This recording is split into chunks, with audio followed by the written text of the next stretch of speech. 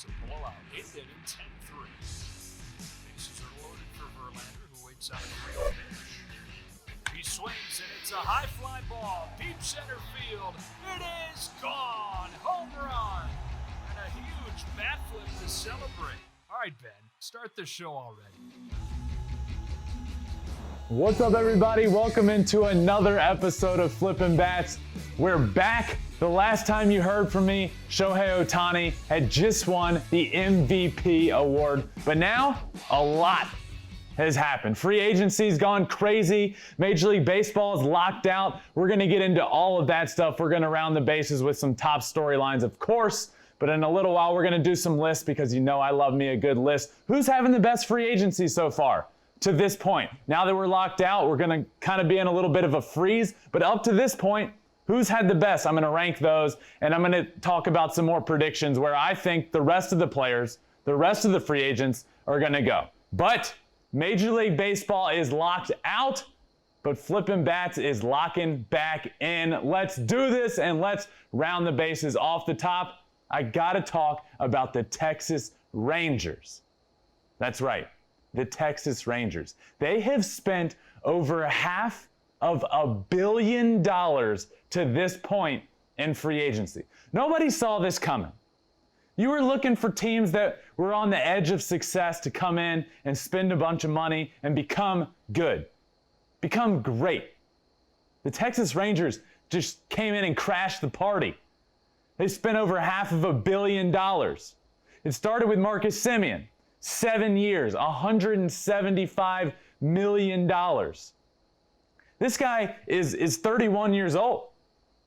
Nobody thought he was signing a 7-year deal, but this kind of got the party going for the Rangers. You see, okay, 7 years, over $100 million, $170+ million. That takes him into his upper 30s.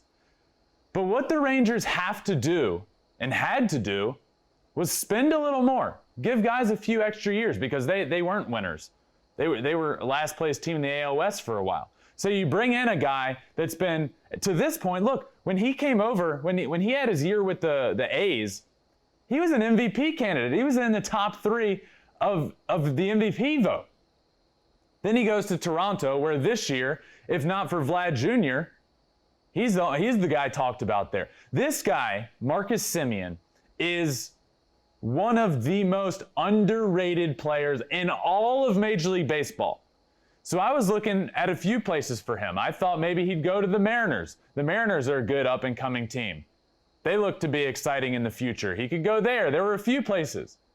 But he ends up signing with the Texas Rangers. They make a big splash to start free agency, and then you think, well, are they going for it? What are they going to do? You sign him for 7 years, but you're still not going to be very good. Well, they made another splash. Corey Seager, 10 years, $325 million. Are you kidding me? So there you have it. Their middle infield for at least 7 years is wrapped up. Corey Seager, 10 years. Marcus Simeon, 7 years. Like I said, the Rangers have spent over $500 million to this point. $561 million so far has been wrapped up in free agency. $561 million. 10 of those years to Seager. So look, I talked about this a little while ago. When you're the Rangers, the Texas Rangers have been, and they've been the laughingstock of the AL West for a couple of years now. They move into a brand new stadium that is, from all accounts, it's one of the stadiums that I haven't been to. Hopefully I can cross that off soon, but from everything I've heard, it is special. It is absolutely incredible. So you move into this new stadium, you see the World Series hosted in the COVID season at your home stadium, but you're nowhere in sight because you were the worst team in baseball. You see all these teams playing in your stadium, but you're not very good. So you have this new stadium, you have a fan base that wants to win, and now they're going for it. And I absolutely love to see it. I've seen so many people fans saying, well, why are they spending this money? They're not, I mean, okay, you're going to spend this to be not a very good team. Well, one, what better place to start than your middle infield? Two, I love to see it. I'm tired of seeing all the same teams going for it. You know, you get the big market teams, you get the Red Sox, the Yankees, the Dodgers. Those teams are always going to go for it. It's fun to see this.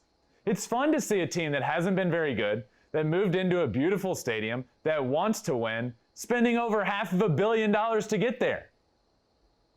So they do that, they solidify their middle infield, and then they go out and get a good pitcher on the market in Jon Gray.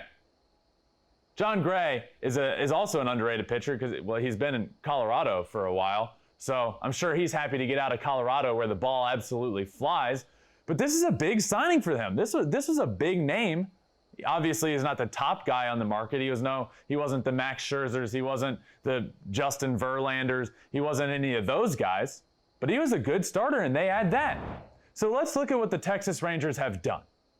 When you want to totally rebuild a team, when you want to totally redeem yourself and start over, what do? Well, you start up the middle.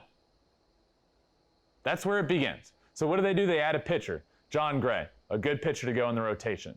You get your middle infield, Corey Seager, Marcus Simeon. You pay them $500 million.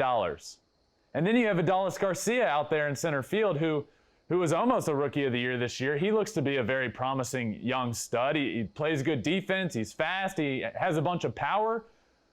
So they just absolutely revamped the middle of their field, and that's where you begin, and I love what they have done. I love what the Texas Rangers have done to this point in free agency. They're going for it. They're tired of being last place in the AL West. They're going to spend a bunch of money to do it. They're going to put fans in the seats in their new, beautiful stadium, and I'm excited to see how they do. But what I want to do is talk to somebody that covers the Texas Rangers, that knows everything about the Texas Rangers. I'm excited to bring him in. He's from the Dallas Morning News, Evan Grant. So let's welcome in Evan. Thank you so much for joining me. Man, the Texas Rangers, I never saw this coming. This offseason has been all about them, in my opinion. This has been absolutely incredible what has been going on down there in Dallas. So thank you, first off, so much for joining me. But did you expect this? Did you see this coming this offseason? They were awful last year. Yeah, Ben, I think that the Rangers had made it very clear that they intended to invest significantly in free agency this offseason. I don't know if I quite saw $561 million being committed, with the possibility that they're going to spend more whenever we resume transactions. But this team intended to make an honest effort at getting better. They addressed a number of needs that they thought were capable of being addressed this offseason. And I give them a lot of credit in that I thought it was possible that they'd go out and get one of the elite members of the shortstop class. I did not ever think that I'd look up and see them bringing home two of those guys. And it cost $500 million. It's a lot of money, but they've got two icon kind of cornerstone, the way Chris Woodward described them, pillar type of players for the future here. I mean, over $500 million. It's insane. And one of those guys that, you just mentioned, two guys up the middle, one of them being Corey Seager, that I want to ask you about, because I had heard for at least a couple years, and amongst the Dodgers, they believed this as well. When Corey Seager hit free agency, they thought he was going to the Texas Rangers. Why is that the case? Why was this, I don't want to say a foregone conclusion, but why did people just think, yeah, there's a good chance he ends up with the Rangers? Well, my guess on this is that, first of all, Chris Woodward and Corey Seager have a really strong relationship that goes back to their time with the Dodgers. Woodward has a really strong relationship with the Seager family in general, going back to the time he worked with Kyle Seager in the Mariners organization. And so there was a matchup there, and I think it was very clear that Chris Woodward had a real high regard for Corey Seager and thought he was the kind of guy that dovetailed real well with the kind of culture the Rangers were putting together. I think also there was a lot of thought that the Rangers were going to need infield help. And whether that was as a second baseman, shortstop, or third baseman, there was going to be a need there.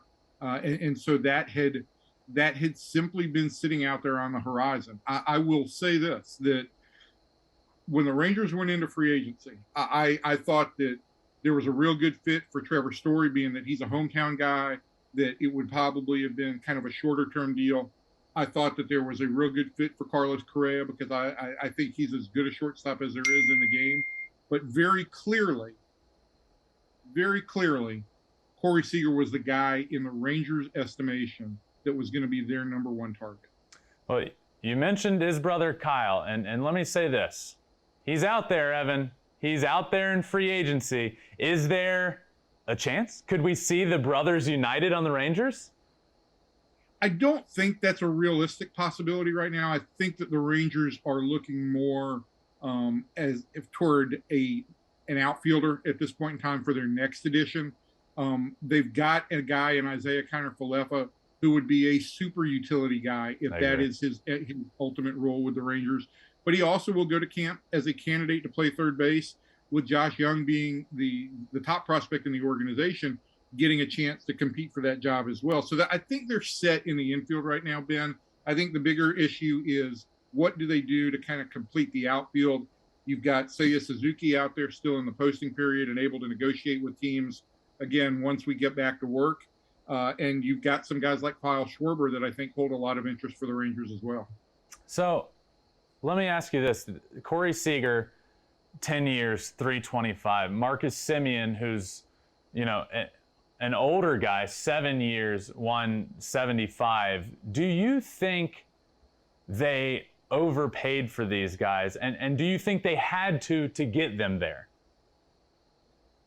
I think we're only going to be able to tell if they overpaid for guys ultimately in how their contract pays out. But I think if you look at the market and look at what the projections were, certainly to get Simeon in the door, everybody thought it was going to take 5 or 6 years on the open market. The Rangers went to 7. I think the AAV was right in line with what most people expected for Simeon. And so, yeah, I do look at it as kind of a tax or surcharge or penalty for being a losing team for the last 5 years and for losing 102 games.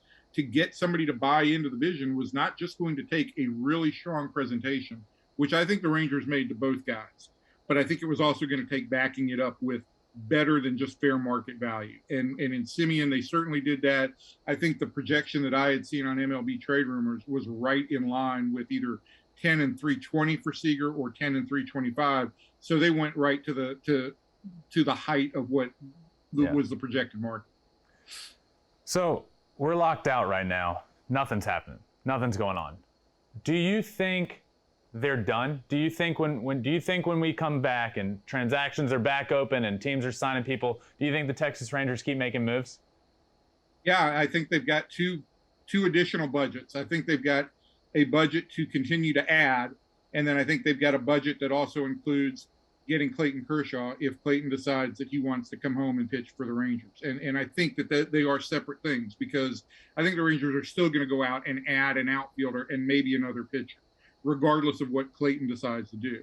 But I think once Clayton makes a decision, even if the Rangers are all full up, they'll find another, whatever it takes, 20, 22 million to add Clayton Kershaw to the middle of that rotation if he's willing to kind of say, I'm closing the chapter on this part of my Dodgers career. Certainly he's always going to be a legacy figure in LA.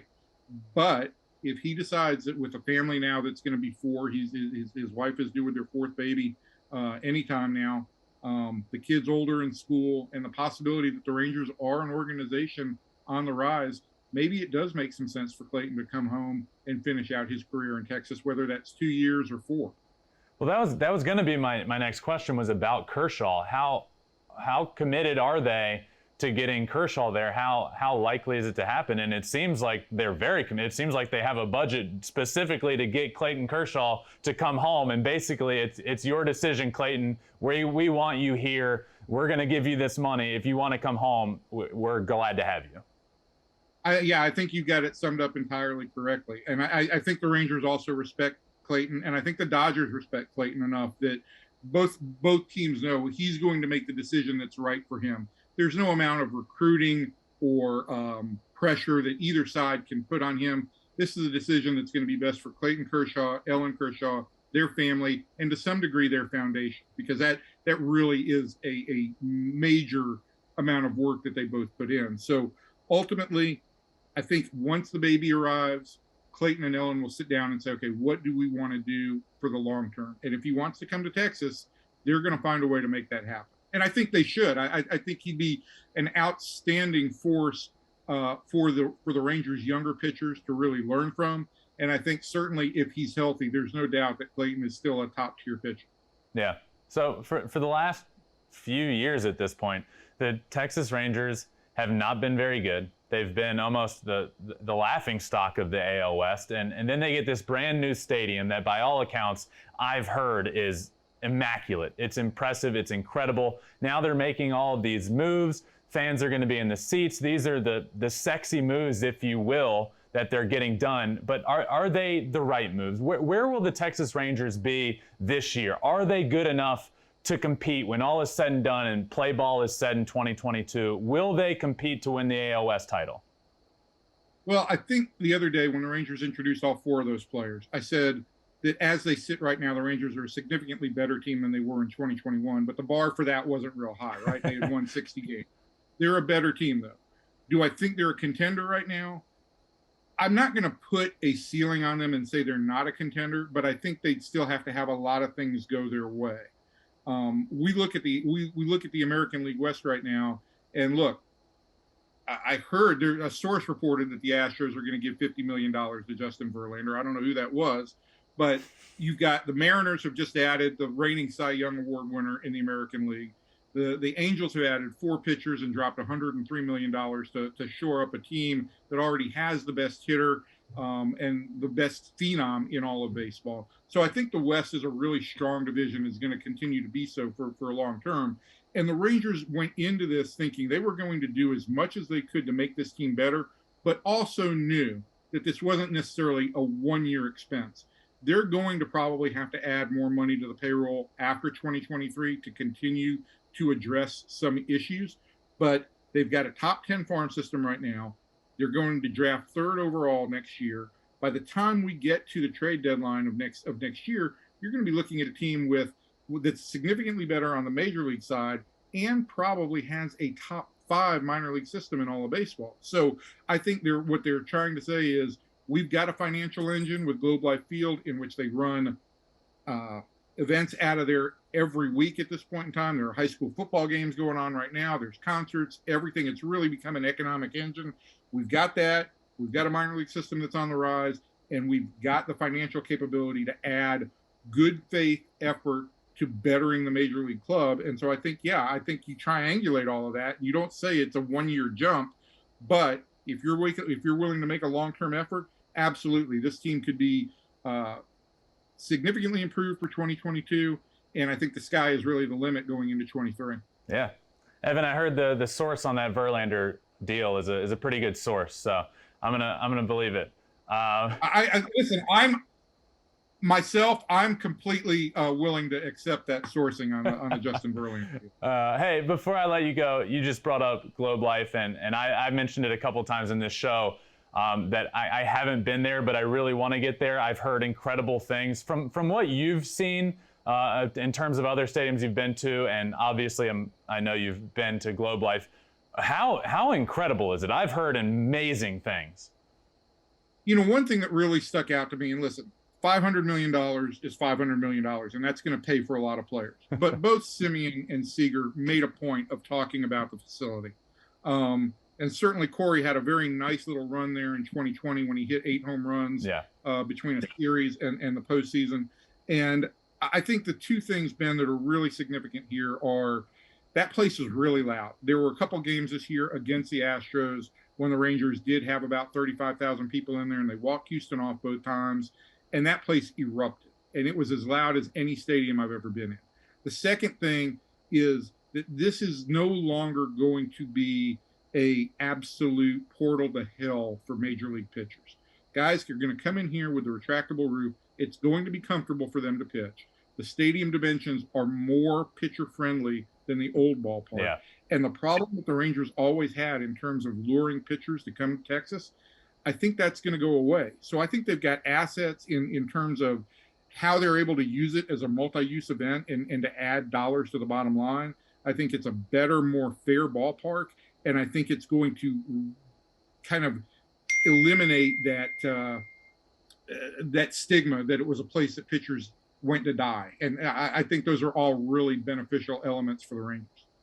Well, Evan, thank you so much for joining, man. I really appreciate it. I'm in awe of what the Rangers have been doing this offseason, and you've been right on top of it. So thank you for joining me. I really appreciate it, and come back anytime. I appreciate it, man.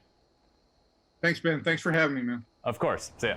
All right, now let's head on over to second base and talk about another team making a big splash, the New York Mets.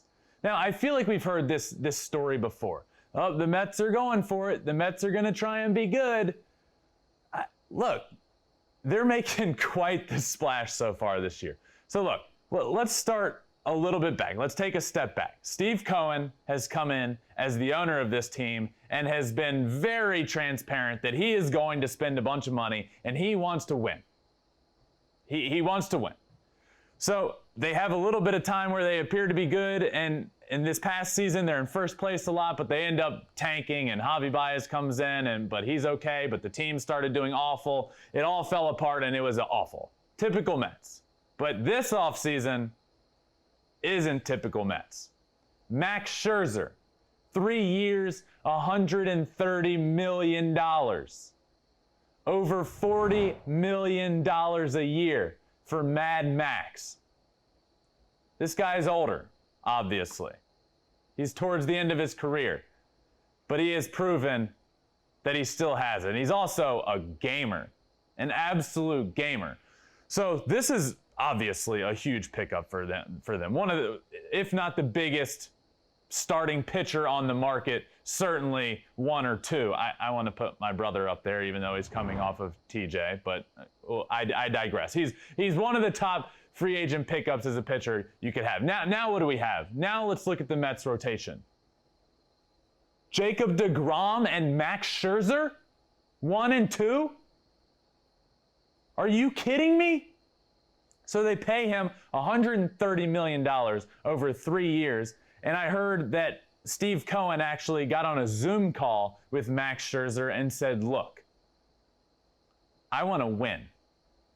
We're going to win.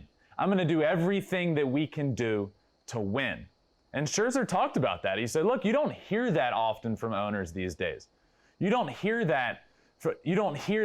We want to win and I'm willing to do anything and spend any amount of money to win ball games. You don't hear that from owners. Max Scherzer got that from Steve Cohen, who's on Twitter and very transparent about wanting to win. And he decided to sign there. We had all heard, well, he wants to be on the West Coast. He wants to be out there. No. Steve Cohen came in and said, look, I'll give you $130 million for 3 years. Come pitch for us. I mean, absolutely incredible. Look at these stats. I can't get over that Jacob Degrom and Max Scherzer are going to be in the same rotation together. I can't believe it. Since 2018, let's start with Scherzer, who just now signed with the Mets. Let's start with him. Since 2018, 102 starts, 2.74 ERA, 871 strikeouts, and a 156 ERA plus. That's great. That's fantastic. Max Scherzer has been one of the best pitchers, a top 3 pitcher in the game over the last 3 years. You know who's been the best? Jacob Degrom. Jacob Degrom is the best pitcher in baseball. When healthy at this point. It stinks that he hasn't been able to stay healthy over the last couple of years, but when he is pitching, you don't get this often. There's nobody better. When Jacob Degrom is out on the mound, there's not a pitcher in the world that's better. There's just not. Not right now. So since 2018, 91 starts from Jacob Degrom, a 1.94 ERA, 774 strikeouts, and a 205 ERA plus. It's video game-like numbers. He was on pace this past season to have the greatest season for a pitcher of all time. Period. End of story. He unfortunately got hurt, but we all know how good Jacob Degrom is. Now you pair him with Max Scherzer in this rotation, there's not a better 1-2 punch in all of baseball. The New York Mets went out and signed Max Scherzer and immediately got themselves the best 1-2 punch in all of baseball on the mound. Period. End of story. But it didn't stop there. it actually didn't even start there. They started adding a bunch of pieces offensively. Mark Canha, Starling Marte, Eduardo Escobar. Let's start with Starling Marte. He's been brilliant, in a very underrated way, honestly, because with the Marlins, then he goes out to the A's, but now he's going to be in New York on the biggest stage, the Big Apple. This is a big signing for them. This guy steals a bunch of bases. He plays good defense. He's great offensively. This is a great piece to add into your lineup to totally just say, you know what, I'm tired of not being good. I'm tired of blowing it. We need a guy that's not going to be inconsistent. That's what the Mets have been for so long. An inconsistent team. It looks like they could be good, but then they'll have a month where they go like 5-25, and you're like, okay, this is the typical Mets. This guy's not going to do that. Starling Marte is a stud. He's going to get on base. He's going to steal a bunch of bases. He's going to lead the league in stolen bases. That's what this guy can do. So they go out and sign him. And then they get Eduardo Escobar. Switch hitter. Great hitter. He's been out in Arizona for a while with the Diamondbacks. So they actually got a lot of guys, in my opinion. I'm going to name 3 guys, aside from Scherzer. Starling Marte, Eduardo Escobar, and Mark Canha.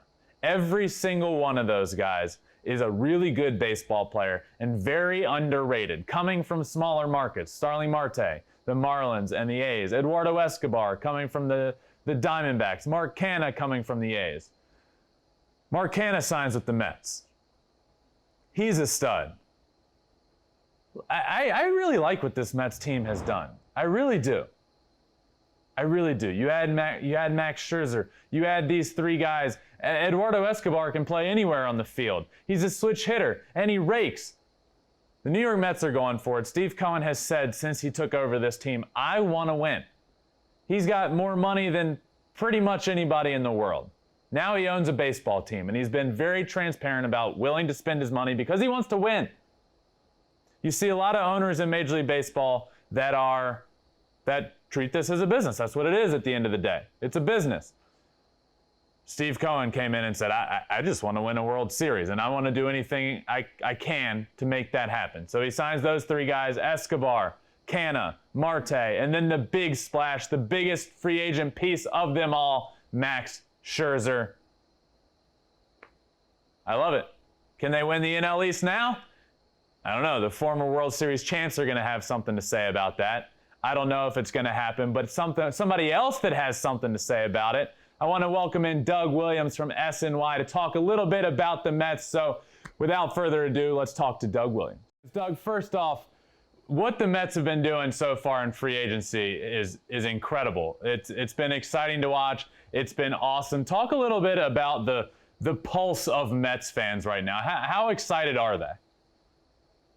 I mean, the Max Scherzer signing puts them on the map like, I don't know, any other signing ever has. I mean, it feels like there's legitimacy right now in this franchise with the new ownership, with Steve Cohen and his $14 billion net worth finally paying off for Mets fans. And look, like, we're an offseason removed from Francisco Lindor signing for $340 million. So it's not like he hadn't spent yet. But this felt like you wanted the guy, you got the guy. They have the ability now to be the biggest spenders in the league. And I think that's so refreshing for Mets fans. And like, they just took care of business. I mean, Starling Marte, and they had needs. They went and fixed them and filled them. And I think that's pretty awesome for Mets fans who've been waiting so long, watching the Yankees do whatever they wanted to do, be the big spenders across the league, across town. And now for them to be in that position, Mets fans are pumped, man. Yeah, it doesn't seem like, especially with the Mets, it seems like, oh, this is the player we want, and then they never get it, and they never get him, and then they end up getting like a, half as good as that player would ever be. But look, I want to talk about Scherzer. 3 years, $130 million, a bunch of money. Nobody thought he was going to the East Coast. Nobody thought he was going to the Mets. It always, from everything I had heard and everybody else heard, he wants to be on the West Coast, and then that changed. He signs with the Mets. So what I want to ask you about, and I don't know if you know any more about this than I do, but I've heard a lot about the Zoom call Probably not. with Steve Cohen. That Zoom call, I've heard a lot about it. How much of a factor do you think that was in Max becoming a New York Met? I think Steve Cohen's a huge factor. And look, you could be cynical about it and say, yeah, he's a huge factor. That with that, checkbook, he is always going to be a huge factor. But here's what I would say. I feel like I'm a little bit addicted to New York City. I love New York City. It's where I call home. But I'm shocked that anyone would choose playing in New York over other markets sometimes. Like, I mean, I cover sports here. I know what it's like to deal with the media here. And if I were a professional athlete looking at a beach house in La Jolla or something, I'd probably choose a market with a little bit less pressure. That's just me. If the money's the same, I choose somewhere where I can, whether I win or lose, I'm not going to be necessarily crucified if I lose. And as long as the effort's there, the fan base is going to be okay with it. And I think New Yorkers have that sense in them. They're like, wow, well, he's going to have to really take a risk to come to New York, right? Like, it's not easy to play here. We're not easy as a fan base. We're passionate. And so for Max Scherzer to choose to come here after a year where the Mets clubhouse was so against the media and at times against their own fan base, I think shows a switch here, especially in that clubhouse. And I think we're going to have a very different looking Mets team next year than we did this year. And I think Steve Cohen's a huge part of that. He wanted to change the face of the franchise. He wanted to defy the odds, bring a superstar player to New York. And look, I'm sure you agree with this, Ben. I mean, obviously, no starting pitcher signing is risk-free. I mean, I can't, like, right. Max Scherzer's last contract with the Nationals is probably the best contract he'll ever sign and the best team-friendly contract, even though it was long and expensive. He's 37 years old. He's had some injuries. He finished last season with dead arm. It's not risk-free, but it's almost about what it means. The fact that he was talked into this maybe by the owner that makes this even bigger than just a player signing a contract. Absolutely. And you're right. It's not, no signing like this, no signing is ever risk-free. And obviously he's older, but look, I totally agree with what you just said. It's exciting. It's about more than just signing that player. It's about having this owner that comes in and says he's going to take over the world and wants the Mets to win, and then making a signing that everybody wants, which is, it's pretty cool to see from an outsider's perspective. And then, not only the Scherzer signing, you have Marte, you have Canna, you have Escobar. Do you think, because one, we've never seen an owner like Steve Cohen. The age of social media, we haven't ever seen an owner that gets on it and is very outspoken with the fans about his team and all that stuff. And sometimes I've loved it, and there's been times where I've hated it. But I do think the transparency behind it all is pretty cool.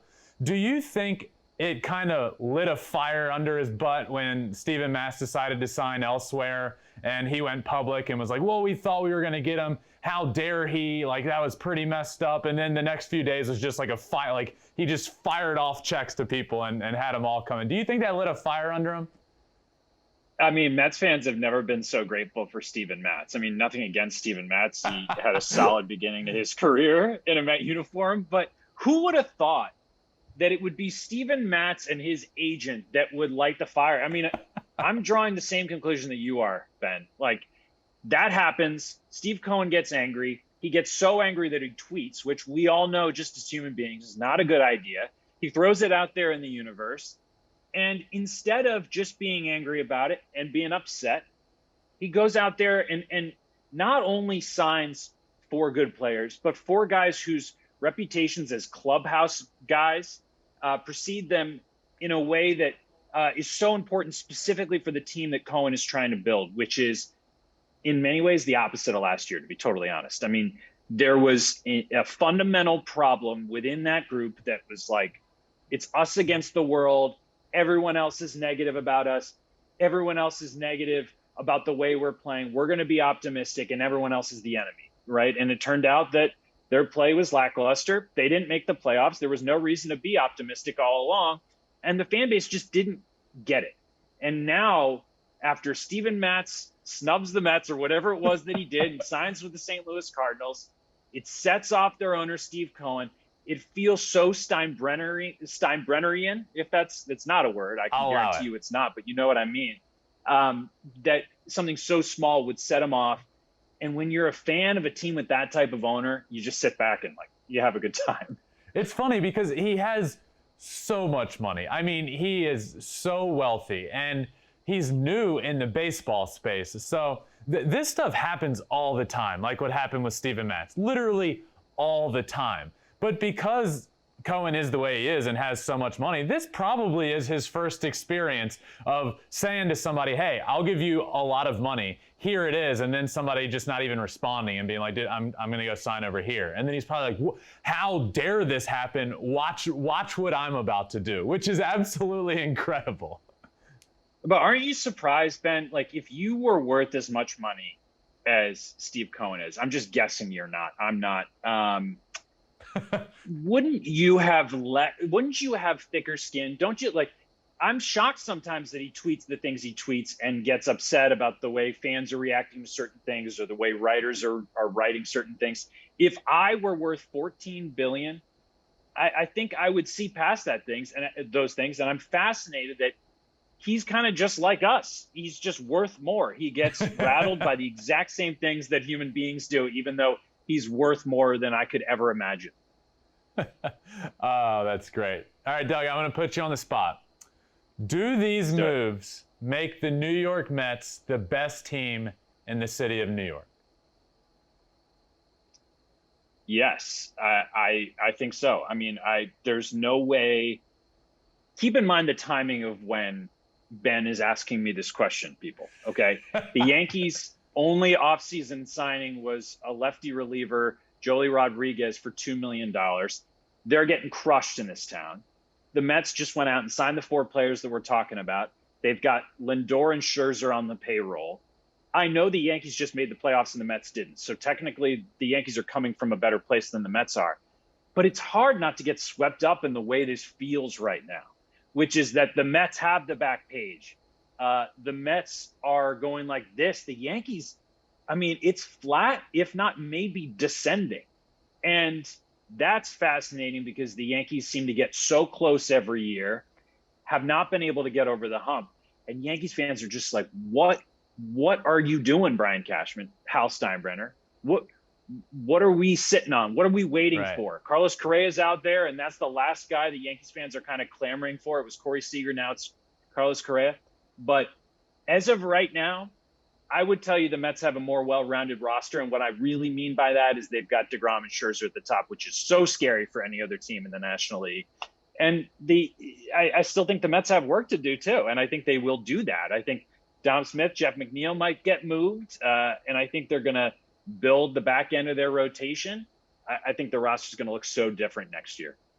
Yeah, well, that was going to be my next question to you. Are the Mets done? I know we're in a lockout right now. Nothing's going to happen until that's done. But when the lockout is gone, when we're back to signing players, and hopefully that's sooner rather than later, I have to imagine Steve Cohen's not going to stand pat and say we're good to go. I feel like he's going to go get something else, right? Yeah, I think middle of the rotation, they still don't have a lot of sure things. Taijuan Walker is in there with Scherzer and Degrom, who, by the way, is coming off an injury-plagued season with an issue with his forearm and elbow. So that's, I guess, a question mark too. But Carlos Carrasco is coming back from injury. David Peterson's coming back from injury. Tyler McGill was impressive at times last year. You're trying to figure out a rotation there. That's what makes me think, 3 or 4 type guy. Steve Cohen will still add to the rotation. The bullpen is pretty solid. They've got some good arms out there. They'll make 1 or 2 additions. And then, like I said earlier, there's been this kind of lack of a core that we keep calling a core with the Mets for a long time because it was, Conforto, Nimmo, McNeil, Alonso, Dom Smith. And we thought after the way the season ended in 2019, which was full of optimism, even though they didn't make the playoffs, that the Mets were destined to be a playoff team for years to come with this group of young players. Didn't turn out that way. COVID season in 2020, no postseason. 2021, they missed the postseason again. And now it feels like that phase is over. So does Dom Smith get moved? I don't think so because the DH is coming and Pete Alonso will be your DH. Dom will be at first base. I think Jeff McNeil may very well get moved. I don't know if the Mets, they moved on from Chili Davis as a hitting coach, and I don't think that jived with Jeff McNeil and the way he thinks about hitting. he may just need to change the scenery, just like Steven Matz did. So maybe one day he'll end up making the owner mad again, just like Matz did, and the Mets will sign somebody to $400 million.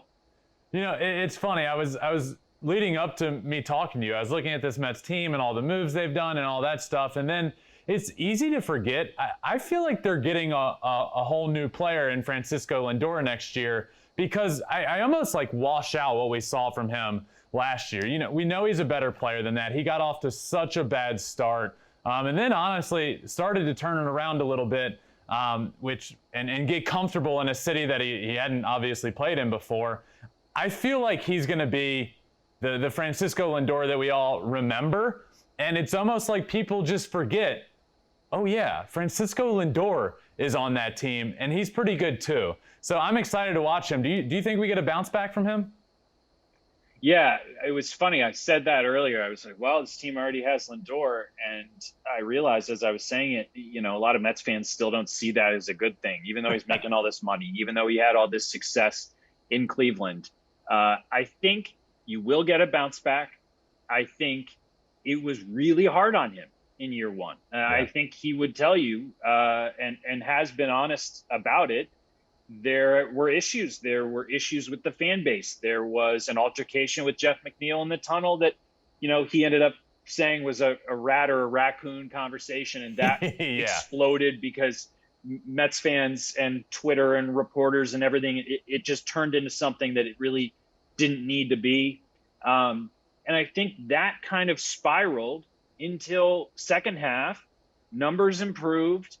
Javi Baez became a Met, and that's a big part of the reason Mets fans wanted to bring him back, was because when Baez became a Met, it helped Lindor, who's his best friend. And Baez obviously not staying, going to Detroit. So we'll see. I mean, Mets fans were crediting his August and September.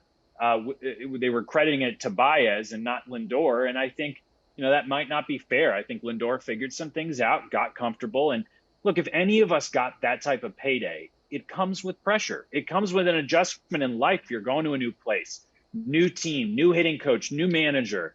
And it's not a guarantee in life that every year is going to be the same. I think the real guy he'll show up. Yeah, I agree. I think, like you said, it's not a guarantee.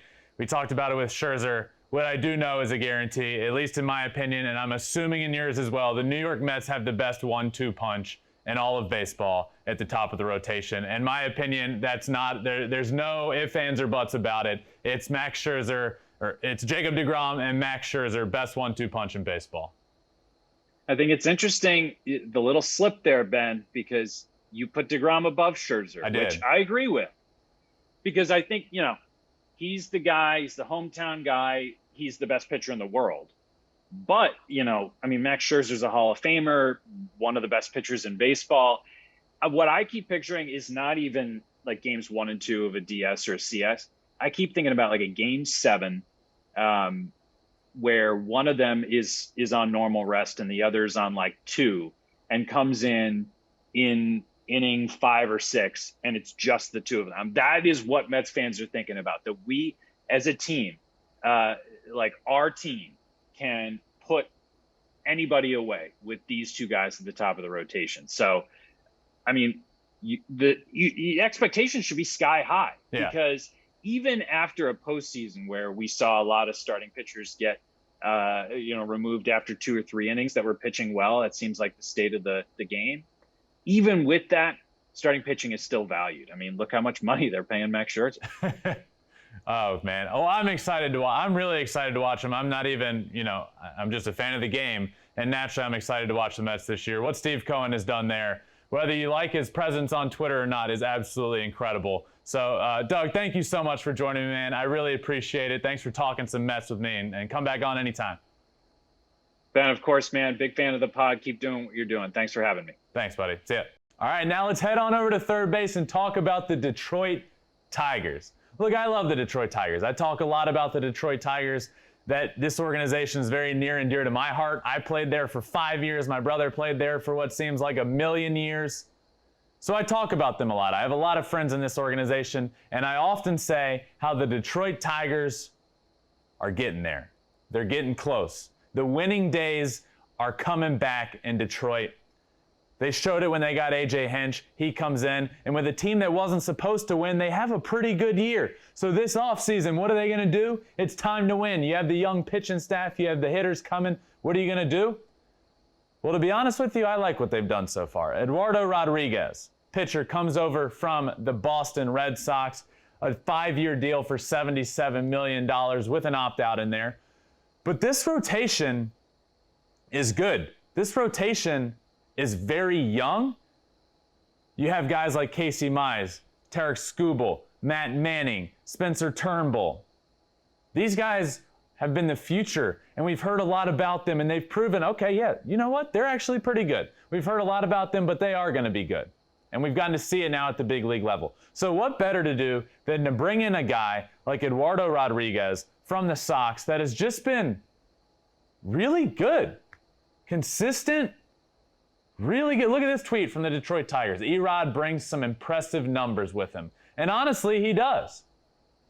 His 2021 season was awesome. Over 10 strikeouts per 9 innings. Since 2018, Rodriguez has a .703 win percentage. That's 4th best amongst all Major League Baseball pitchers. Great pickup. Fantastic pickup. So they've shown, okay, you know what? Everybody was thinking, what are they going to do this offseason? What are they going to do? They're ready. They're close. Ben Verlander keeps saying the future is bright. They're really close. Are they going to do anything? Well, yeah, they do. They signed this guy. Great piece to add into that inexperienced rotation. Inexperienced but electric and really exciting rotation. And he has that experience. He has that postseason experience. We saw it this year. He pitched great against the Astros. He pitched great in the postseason. He's really good. So you get to add him into that rotation that's really young and bring in some experience. But then the talk shifts to, what are their other needs? Well, shortstop. AJ Hinch comes over from the Houston Astros. Carlos Correa is a huge free agent. He's the biggest free agent shortstop on the market. Are they going to sign Carlos Correa? All the fans wanted it. Give him 10 years and $1 billion. That's what we want. Give him $1 billion. Pair him with AJ Hinch. Well, they didn't do that. They didn't. They signed Javi Baez. Javi Baez, 6 years, $140 million. The second it happened, people weren't too thrilled.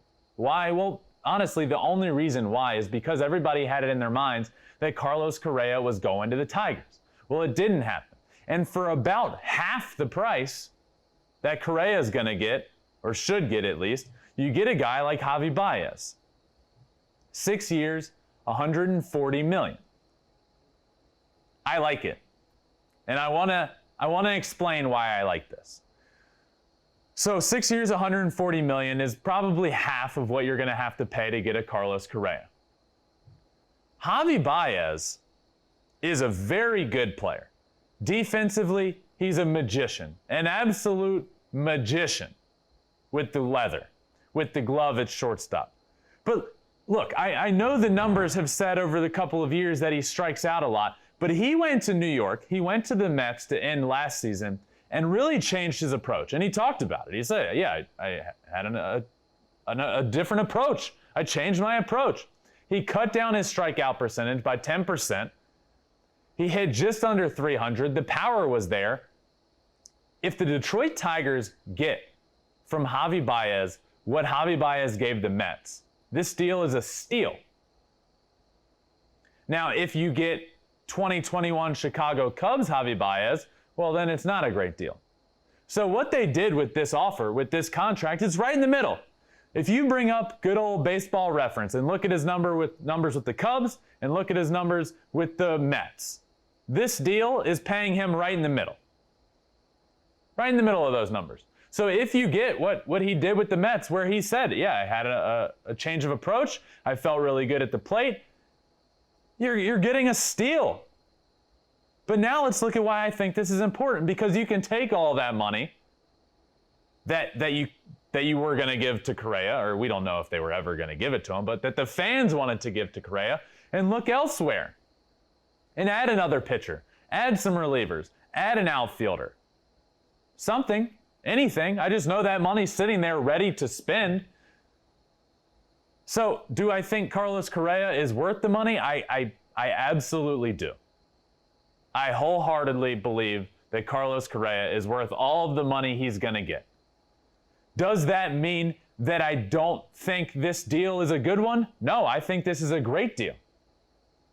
Let's look at Javi Baez's numbers. Over his 8 major league seasons, he's hit 149 homers, 160 doubles, and 465 RBIs. He finished the 2021 season as one of 4 players with at least 31 home runs, 87 RBIs, and 18 stolen bases. Look, I know everybody in Detroit wanted Carlos Correa, but I promise you, to everyone in Detroit, I promise you, you are going to love Javi Baez. He's fun, he's electric, he plays great defense, he does incredible things on the bases, he runs the bases hard. You remember that play he had earlier this year against the Pirates when he was still with the Cubs, the rundown in between home plate and first base? He's just exciting, he's electric, he's gonna hit the ball out of the yard, and he's proven that his new approach works. So hopefully he carries that over. But why I love this deal is because you can take that money and put it elsewhere. You're not putting all your eggs in one basket, in the Carlos Correa basket, which I think, look, I said it, I'll say it again. I think he's worth all that money. But they decided to go a different route. And now they have all this money to spend elsewhere. I love it. So the Detroit Tigers, thus far, prior to the lockdown, to the lockout, have gotten Eduardo Rodriguez and Javi Baez. And I love it. This team is close. I talk about it all the time. The future of the Detroit Tigers is so bright. That rotation, I talked about it before this past season even started. I said the future of this rotation is really good. And then what do you get? You get guys like Casey Mize and Tarek Skubal to prove, you know what, these guys are going to be great. They proved it. They're great. Then I continued to say the future of this offense is really, really bright. Riley Green, Spencer Torkelson, absolute studs, all-star caliber talent coming up, I believe, to this team. I talked to AJ Hinch earlier. If you haven't listened to that podcast, go back a few episodes and listen to AJ Hinch talk about the Detroit Tigers. It was pretty cool hearing him and how he believes the future is shaping up for this team. And obviously a huge part of that is this rotation they have. Now add Eduardo Rodriguez, and then the offense. About to add Riley Green and Spencer Torkelson. He believes in this future of the team. I believe in the future of the Detroit Tigers, and the city of Detroit should believe in the future of the Detroit Tigers. And they're off to a great start this far in free agency. But now the lockout. And this brings me to my final point. Rounding third and heading home. Major League Baseball is locked out. For the first time since the 1994-1995 strike, there has been a stoppage in Major League Baseball. Now, what does this mean? Well, we're in a lockout. It's not a strike. It's not a strike at all. A lockout is basically the owners saying, hey, you can't work for us. You can't come to work. We're locked out. A strike is the players saying, we're not going to work for you. We're not there yet. We're not there at all. And hopefully we don't ever get there. We're in a lockout. The point of this lockout is, okay, you know what? Let's just expedite this process. We're going to lock out. Nothing's going to happen. The sole goal here is to get an agreement, a new CBA agreement. So the collective bargaining agreement expired. It expired on November 31st. That's why we're here. The previous agreement expired. The two sides are very far apart. So you know what? We didn't come to a deal in time. And we also know we're far apart. So you know what? We're going to lock out. And our sole goal is going to be coming to a new agreement. And that's where we are. We all knew this was coming. We knew this was coming. The players knew it. The owners knew it. We were so far apart. And we saw it before the COVID season began, when the two sides just couldn't come to an agreement. The writing was on the wall for this to happen. So honestly, a lockout at this point in the offseason is best case scenario and aside from coming to a deal. Look, let's sit down in a room, hash it out. We're going to shut down all activity and we're going to come to a deal. That's what's happening here. Let's talk about why the two sides can't agree. Let's talk about why we are here. Well, from the players' perspective, there's a lot of talking points. There's a lot of things they want to change. One of them being the money, a couple of different money issues, one of them being tanking. There's a couple of issues they want. So let's talk about that. Let's talk about the money perspective. Let's talk about this from the money side. So the last agreement came quite a few years ago, since there hasn't been a new agreement in, I believe, 2017. So since 2017, the average Major League Baseball salary has dropped. Contrary to popular belief, contrary to inflation in the world, whatever you want to say about the average salary, well, in Major League Baseball, it's dropped. In 2017, it was $4.1 million. Now, it's probably going to be right about $3.7 million. Now, look, I understand. We're talking about millions of dollars here. Look, I get the whole perspective of what are they complaining for? They're millionaires. Well, are they?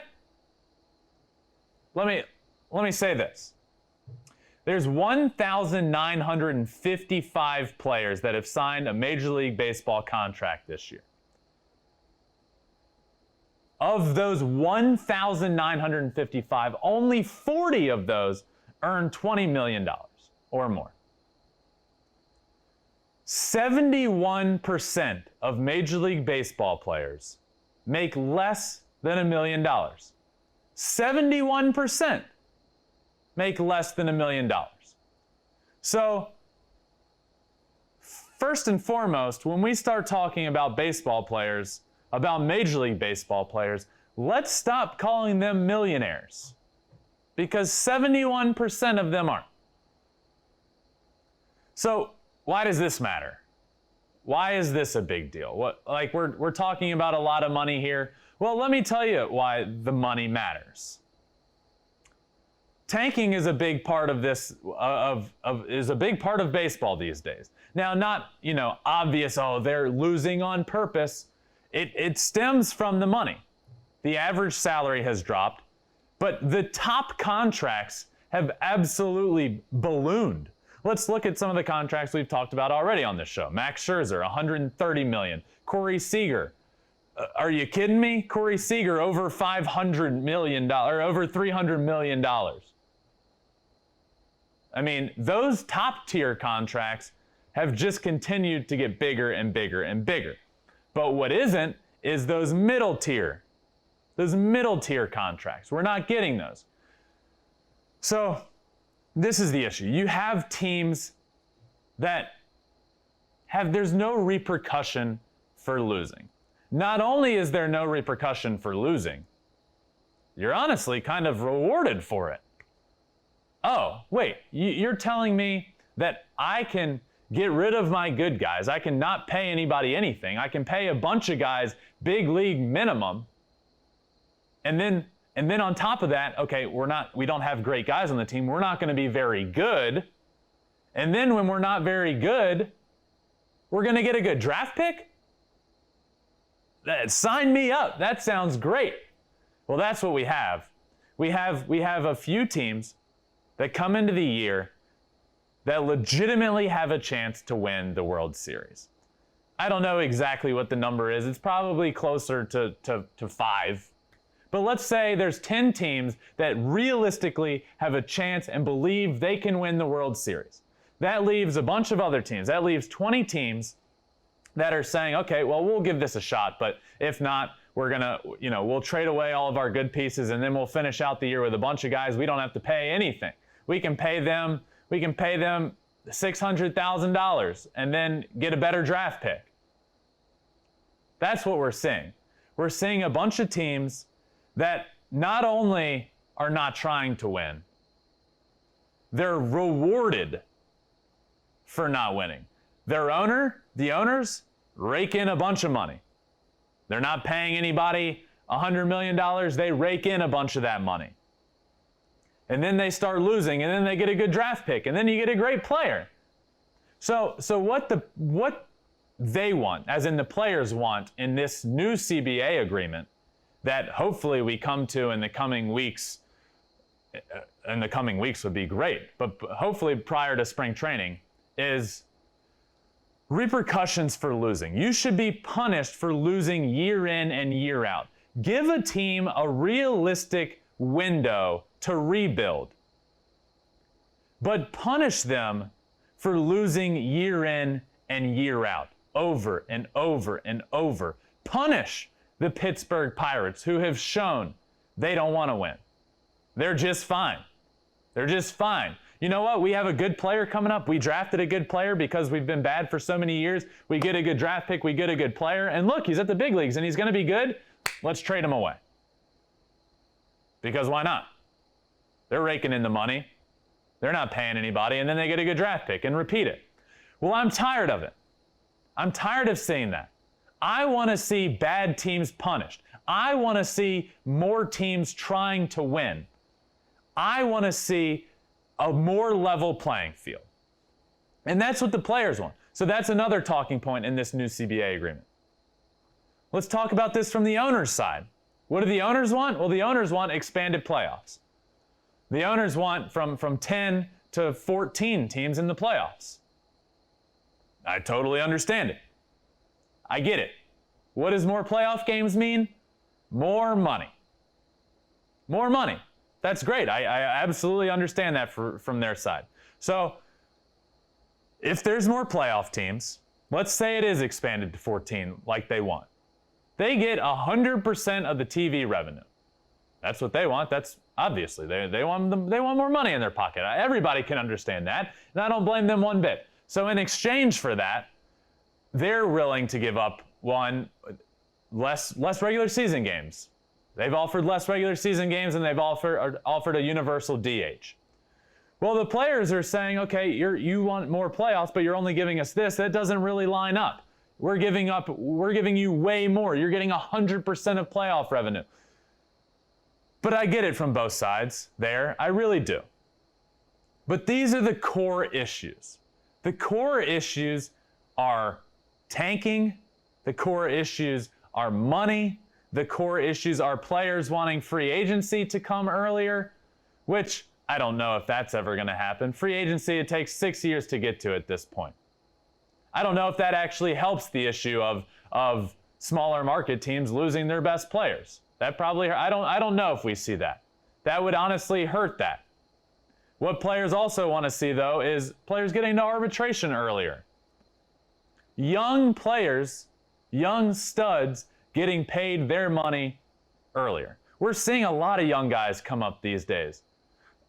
Juan Soto, Vlad Jr., Fernando Tatis. They're coming up as almost teenagers. Wander Franco is a teenager.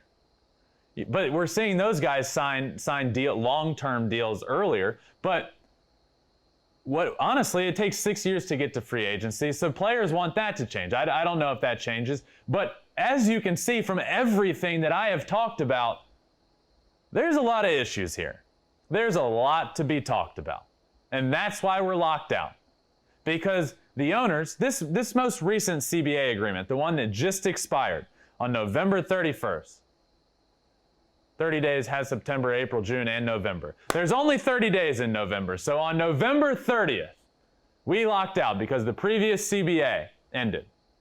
That CBA agreement was very owner-friendly. Very owner-friendly. They don't want much to change. So if you were to say, yeah, let's just continue the way we're doing it, the owners would be totally fine with that. The players are the ones that aren't fine with this. And we need to stop anybody that's vilifying players for saying, well, you're making millions of dollars. Well, I think I've proven today that that's not true. Players aren't making millions of dollars. 71% of players aren't even making $1 million. So we're fighting, as in the players are fighting for those guys making big league minimum.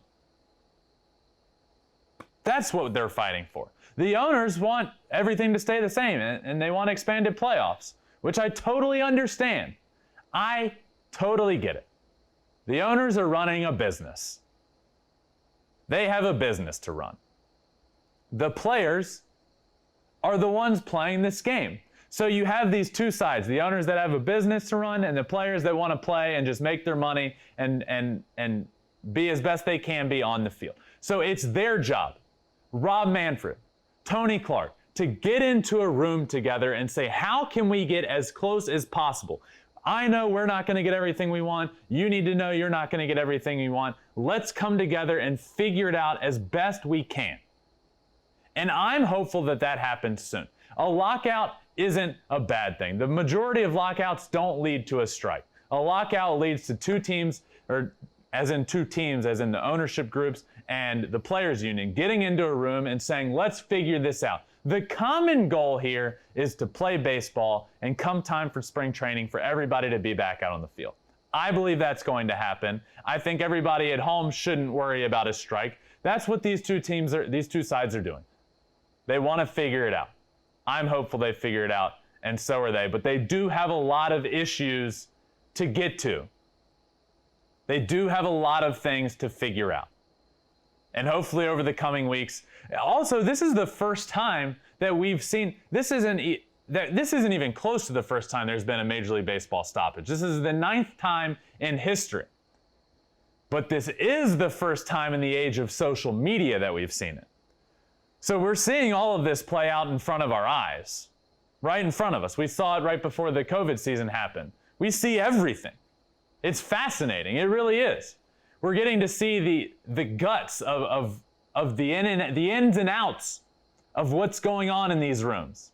But I think what we all need is for them to just come together and get in a room and figure it out. And that's where we are.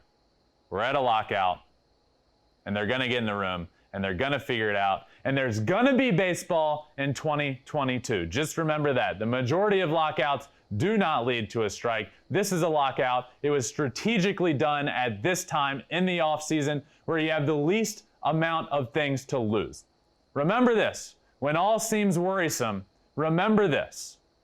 Both sides have too much to lose to not play in 2022.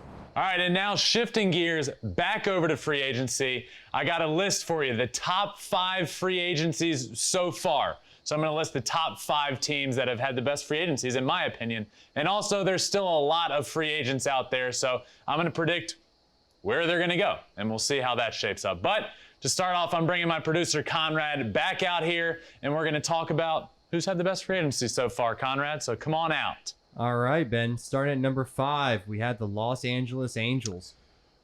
You know what the Angels have done that I've loved? They've gone pitching, pitching, pitching, and pitching. And I love it. It's exactly what they've needed.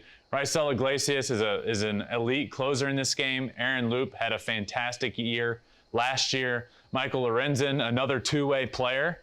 He's not my friend Shohei, but he is a two-way player. But he's going to be a great bullpen arm for them. And then Thor, Noah Syndergaard in the rotation. They gambled on him.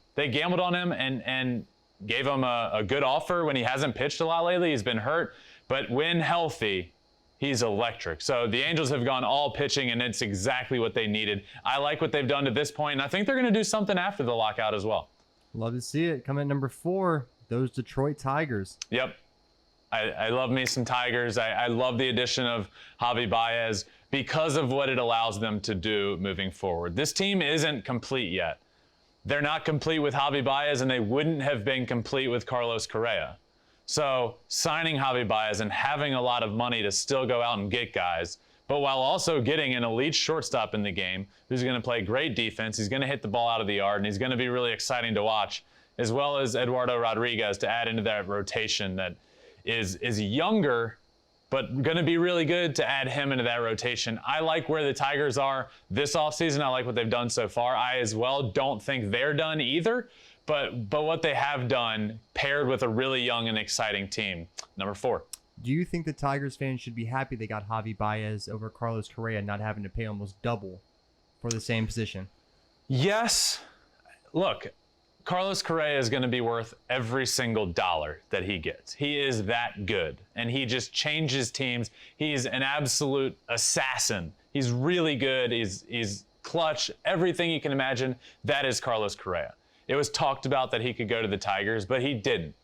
Tigers fans should not be upset by not getting him. Would he have been worth it? Yes. Are they just as well off, perhaps even better, getting a Javi Baez where they spend half of the money but can still go get other pieces? I think that is so important to them. Tigers fans were frustrated when they didn't land Correa. The writing was on the wall. AJ Hinch is back in Detroit. Carlos Correa is a free agent. This is going to be perfect. And it would have been a great fit. And he is worth every penny. But this just allows them to go out and get even better, add some pitching, add an outfielder. And I think they're going to do that. I think we're going to see them do that. So I like the signing. I like the signing a lot. Got it. Coming in number 3, Seattle Mariners. One, they added the reigning Cy Young, AL Cy Young Award winner, friend of the pod, Robbie Ray. Of course. And this was via a trade technically, but Adam Frazier is a good pickup as well. He was leading the NL in hits when he got moved to the Padres. Wasn't great there, but Adam Frazier absolutely rakes. So the new additions to the Mariners, and one, Robbie Ray, you lock him up for 5 years, which is big for my prediction, Conrad, and you'll like this. My prediction of 2025 World Series champion Seattle Mariners. I know you're a Mariners fan. What do you think of my prediction? Ben, you could tell me playoffs in 2025 and I'd be excited. Just give me the playoffs, man. So yeah, I think adding a guy like that for 5 years, when he figured something out. He's been electric, but he'd never been great. There's a big difference between being an electric pitcher and showing you have this stuff and actually proving that you're an elite pitcher in the game. And this past season with the Blue Jays, he proved he's an elite pitcher in the game. He came on my show and talked about it. He talked about what he'd changed. He talked about the mental and physical changes he's made, and it paid off. He was the AL Cy Young Award winner, and the Mariners add him right at the top of that rotation, on top of a team that was already really exciting, already really fun, the fun differential. They're a good team. They're close. I don't think next year's the year, but they're getting close, and that's why they're my prediction for 2025. But we won't get there. You know my long-term predictions are better than short-term, by the way. I feel good about that. Absolutely, I know that. All right, coming number 2, we have the New York Mets. Yeah, this one. You add Max Scherzer, you add Starling Marte, Eduardo Escobar, Mark Canha, like Doug Williams just talked about. Steve Cohen had a fire lit underneath him when Steven Matz, of all people, decided to wrong Steve Cohen. How dare you sign with another team? How dare you don't take my money? He signed elsewhere, and he just used that as a springboard to go open up the checkbook and just write a bunch of blank checks to people. If you're a Mets fan, how can you not love that, though? I'm not even a Mets fan, and I love it.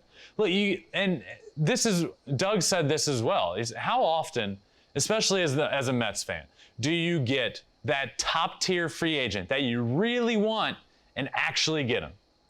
They got Max Scherzer. They got him for 3 years, and now you get to pair him with Jacob Degrom, the best pitcher in baseball. Unbelievable. Ooh. Number 2. New best team in New York. Heard it here first. Coming in number 1, Texas Rangers. Over $500 million has been spent by the Texas Rangers this offseason. $500 million with a B. That's remarkable. Corey Seager wrapped up for 10 years. Marcus Simeon for 7. These are long deals. But do you have to, I feel like they had to do that to get these guys in. The Rangers haven't been good. Plain and simple. They've been really bad. They've been at the bottom of the AL West. But they changed it around. They knew a change needed to be made, and they went out and they got guys. I absolutely love to see it.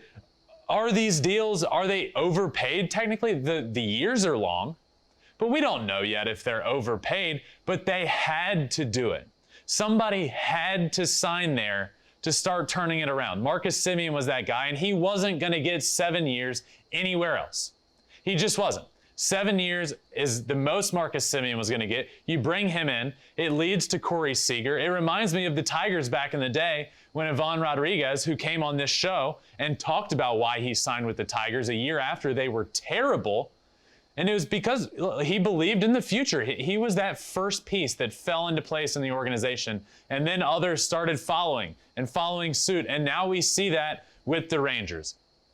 Marcus Simeon starts it. Then Corey Seager comes in. John Gray comes in. Are they going to get Clayton Kershaw? time will tell, and I'll go through my free agent predictions in just a few minutes, but they're proving right now that they're going for it.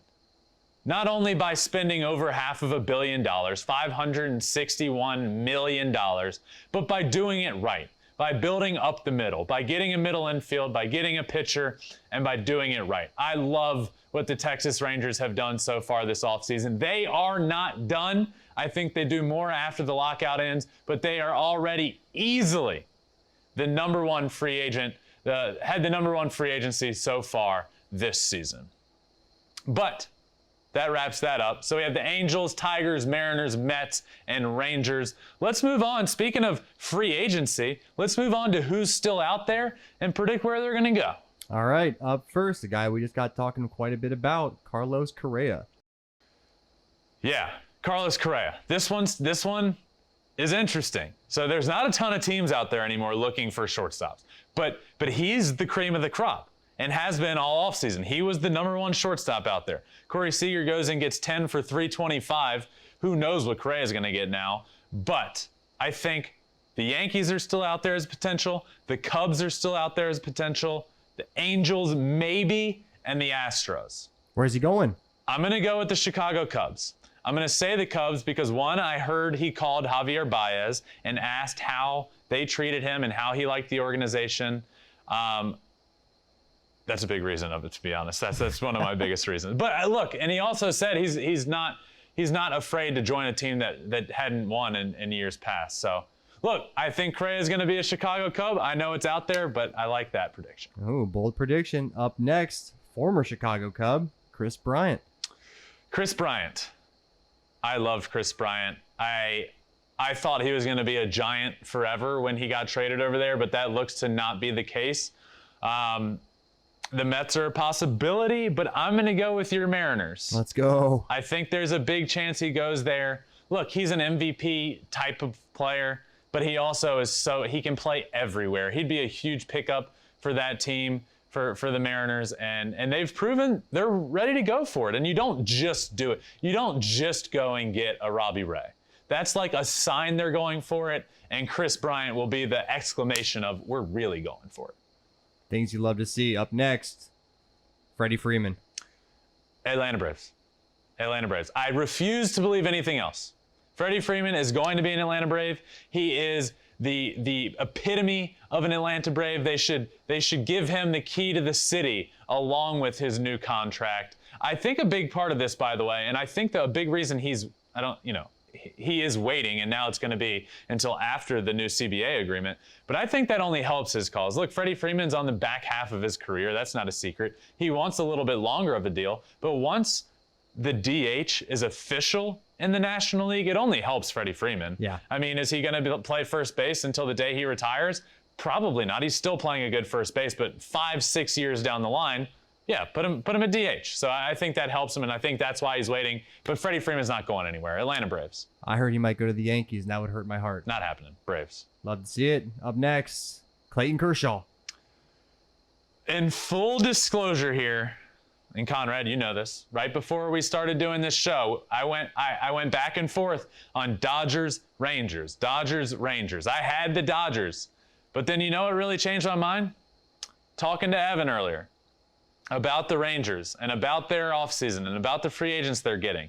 And without me even getting to my Kershaw question, he said they have a whole allotment of money just to go get Clayton Kershaw. Do you think the Dodgers are doing that? No. I think the Dodgers are looking at a Clayton Kershaw signing as he's one of the greatest. He's been really good for us. We'll give him an honorary contract. Thanks for everything.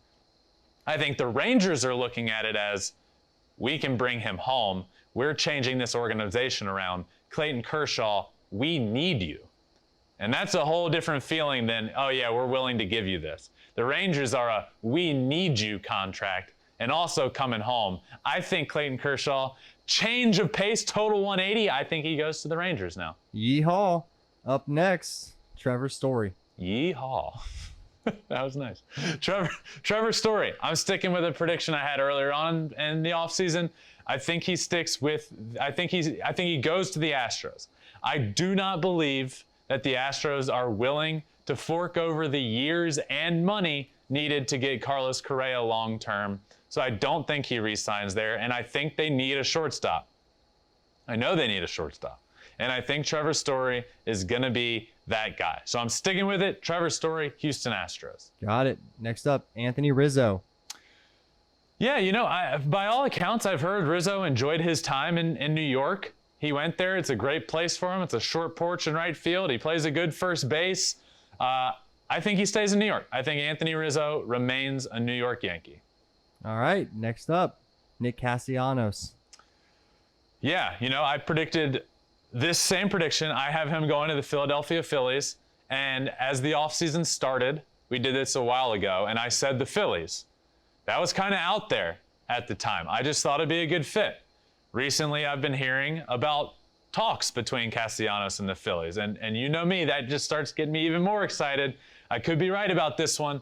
Look, he'd be a perfect fit for the Phillies. The place it's a small ballpark. Nick Castellanos is a friend of the pod. He came on the show earlier this year and talked about his time in Detroit and moving on, and just talked about how that ballpark was so big. And he hits the ball to right center. It wasn't a great fit for him. So he takes that into consideration. The Phillies play at Citizen Bank Park, which is small. The place is tiny. He's going to rake there. So when I look at a place where Nick Castellanos might go, it's going to be somewhere that plays smaller, a hitter-friendly ballpark, a team that needs him, a team that needs an outfielder, a team that's ready to win. The rest of it's a perfect recipe. I think the Philadelphia Phillies are a perfect fit for Nick Castellanos, and I think he ends up there. All right. Up next, Carlos Rodon.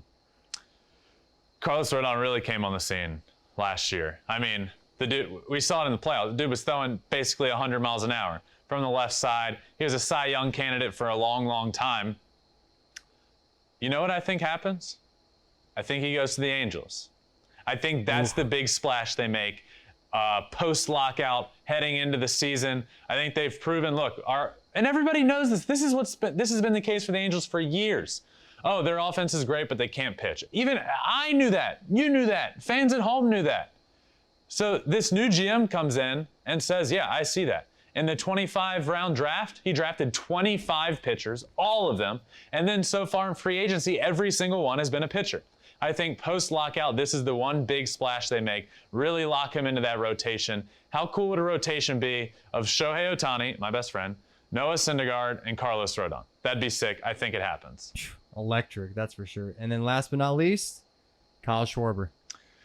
I think just watching him in the playoffs, it looked like Kyle Schwarber He's a Red Sox is fan. a Red Sox. Yeah. You could just see it. Like he was meant to play in Boston. He looks like a Red Sox. They love him. The fans love him. He looks like a Red Sox. Red Sox. Yes. That's what he looks like.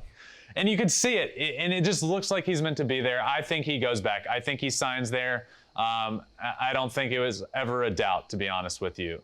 I mean, obviously a doubt. You never know in free agency. But I think Kyle Schwarber sticks with the Red Sox. It's where he was meant to be. So that does it for my predictions. We'll see what happens, but nothing's going to be happening for a little while, at least until this lockup is all wrapped up. But speaking of wrapped up, that does it for this week's episode of Flippin' Bats. What an absolute blast. I'm so glad to be back. We took a week off, after Shohei Ohtani won the MVP award, but we are back. This was a blast. For everybody listening, thank you so much. I love this show. I love talking baseball, and it continues even in the offseason. So make sure you're subscribed.